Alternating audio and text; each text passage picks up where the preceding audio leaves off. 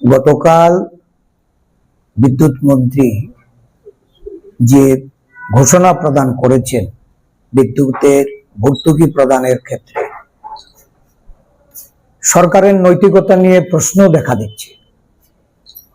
কিছুদিন আগে এই বিদ্যুৎ মন্ত্রী বলেছেন যে বিদ্যুৎ মাশুল বৃদ্ধি বা বিদ্যুতের চার্জ বসানো এটা রেগুলেটরি কমিশনের দায়িত্ব। বিদ্যুৎ দপ্তর এই ব্যাপারে কোনো দায়িত্ব নিতে চাননি, উনি দায়িত্ব এড়িয়েছেন। বর্তমানে সারা রাজ্য জুড়ে যখন এই বিদ্যুৎ মাশুল বৃদ্ধি নিয়ে গণ আন্দোলনের রূপ নিয়েছে, বিদ্যুৎ চার্জ প্রত্যাহারের দাবিতে রাজনৈতিক দলগুলি, বিশেষ করে ভারতীয় জাতীয় কংগ্রেস, বিগত 4 মাস ব্যাপী আমরা এই বিষয়ে কথা বলেছি, সরকারকে বিবেচনা করার কথা বলেছি। সরকার দায়িত্ব নেননি।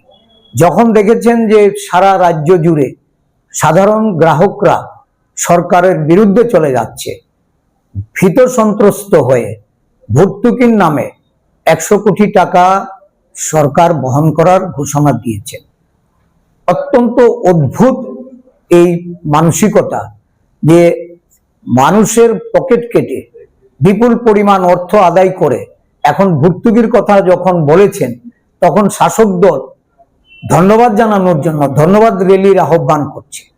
এটা মানুষকে নানাভাবে তাদের যে মূল দাবি, তার দাবি থেকে নিজেদের ভীত সন্ত্রস্ত হয়ে এই দাবি পূরণের আশ্বাস প্রদান করে সরকার যখন এই ঘোষণা দেন, আমরা বলতে পারছি না 189 কোটি টাকা যেখানে এর জন্য প্রয়োজন, সেখানে 100 কোটি টাকা ভর্তুকি, তাহলে এই 89 কোটি টাকার কি হবে? এর দায় কে নেবে?